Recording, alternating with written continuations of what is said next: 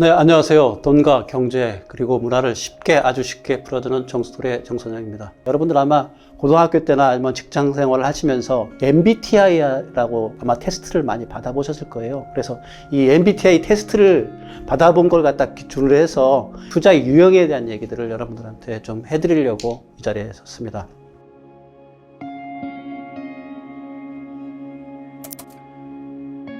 먼저 MBTI의 숫자 성격을 갖다가 한 4가지로는 보통 분류를 하더라고요. 첫 번째 부분이 외교가형, 두 번째 이제 분석가형, 세 번째는 탐험가형, 네 번째는 관리자형. 이 4가지 유형에 의해서 자기는 어느 쪽에 적합한 건가 이 부분을 갖다 판단하시면 돼요. 자, 첫 번째 부분 자기가 본인이 만약에 분석가다. 분석가적인 성향을 가지고 있다는 얘기는 뭐냐면 세상을 바라볼 때 논리적인 체계 기준에 의해서 판단할 수 있는 사람들이에요. 그래서 모든 상황에 대한 것들을 분석적이고 그래서 외향적이기보다는 내향적인 사람이겠죠. 이런 사람들은 주식 같은 데 투자하는데 적합한 부분들입니다. 분석적으로 판단하고 이 분석적인 판단에 의해서 투자할 수 있기 때문에 주식적인 투자가 굉장히 맞는 사람이에요. 이런 분들은 순간순간의 판단력이 좋고 상황에 대한 분석들이 정확하게 뛰어나기 때문에 비트코인이나 이런 투자를 할 때는 답답해합니다. 왜냐하면 비트코인이나 일부분들은 논리적인 맥락이 현재는 정확하게 구비되지 않았기 때문에 그렇거든요.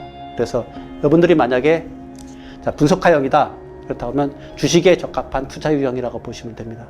두 번째 부분은 외교가형이다. 외교가형이라는 건 어떤 형이냐면 사람들과의 어울림을 좋아하고요.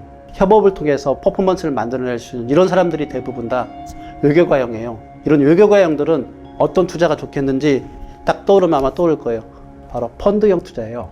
펀드라는 뭐냐면 아까 설명했듯이 펀드란 자기가 가지고 있는 돈을 갖다가 투자를 해서 이 모아둔 돈을 가지고 전문가들이 펀드 매니저들이 투자를 하는 형태가 이게 펀드거든요.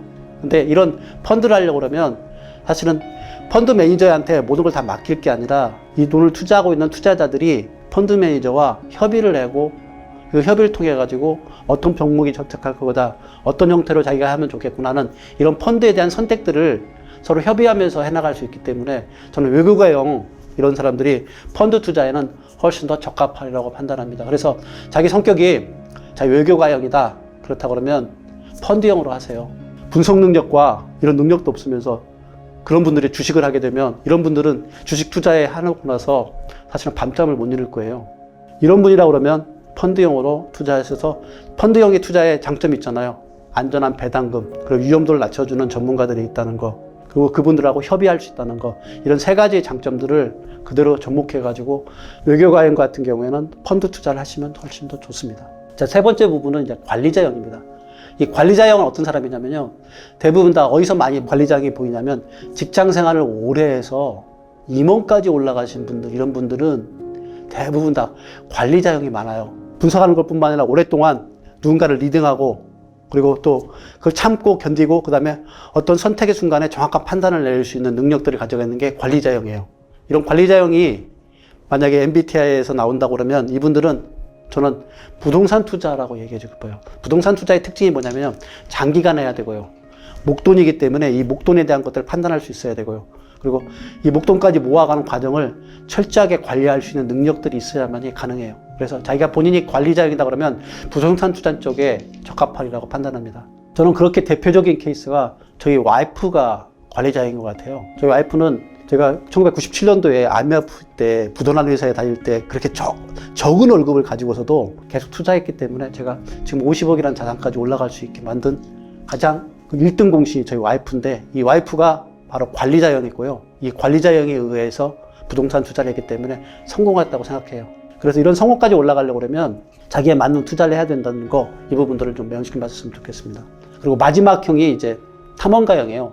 사실은 제가 탐험가형이거든요. 탐험가형은 어떤 형이냐면요. 예술가형이고 엔터테이너에서 창조적인 이런 일들을 많이 하는, 그래서 도전적이고 이런 사람들이 대부분 다 탐험가형이에요. 탐험가형은 사실은 어떤 투자를 하는 게 적합하다면요. 비트코인이나 창업이나 이런 투자들이 적합한 사람들이에요. 그러니까 창조적으로 그리고 위험에 도전할 수 있는 이런 성격들이 탐험가형입니다. 저는 근데 탐험가형인데 지금 이제 저 조사를 하게 되면 탐험가형이 예전 같으면 한 90%가 나왔는데 지금 조사하게 되면 한 60%까지 떨어졌고요. 그 사이를 메워주는 게 뭐냐면 30%가 관리자형으로 이렇게 전환이 됐더라고요. 그래서 저는 깨달은 게 직장 생활을 제가 25년 동안 탐험가였던 사람이 관리자형으로 이렇게 바뀌어온 것 같아요. 그래서 성격마저도 자기 환경에 의해서 변화된다는 거, 이 점도 분명히 있는 것 같아요. 그래서 저는 탐험가형에서 지금 관리자형으로 많이 전환돼 있고요. 아마 여러분들 중에도 자기 본인의 성격이 처음에는 탐험가형에 있다가 관리자형으로 바뀐 사람도 나이 드신 분 중에 꽤 있을 거라고 생각합니다. 이제 그거는 환경에 대한 변화인 거고요. 근데 본래 자기가 가지고 있는 성격적인 것들은 거의 변하지 않아요. 제가 60%가 그대로 남아있다고 그러잖아요. 그래서 저는 창업이나 아니면 비트코인 같은 위험도를 감안한 도전적인 투자에 좀 적합한 사람이라는 거. 그래서 제가 여러분들한테 MBTI에 의한 성격들이 투자와 어떻게 연결되는가에 대한 얘기들을 해드렸어요. 그래서 만약에 여러분이 분석가 이런 형태로 해서 여러 가지 분석들을 잘하고 있는 사람이라 그러면 주식계 투자에 적합하다고 판단되어지고요. 외교가형이다 그러면 펀드 이런 투자에 적합한 사람이라는 거. 그게 아니고 여러분들이 관리자형이다 그럼 관리자형은 부동산 투자 이런 데 적합하고요. 탐험가형이다 도전적인 일에 아니면 창조적인 일에 막 투자하지 않으면 자기는 이 몸에서 막 두드러게 나는 이런 사람이다 그러면 사실은 비트코인이나 이런 가상투자 투자나 미래 창업에 도전하는 이런 형태의 투자를 하는 것들이 여러분들의 적합하리라고 생각을 합니다. 이 성격에 맞는 투자가 현실의 운과 결합했을 때 그 결과물들이 여러분들한테 경제적 독립을 이룰 수 있는 그런 조건들을 제시해 줄 거라고 생각을 합니다.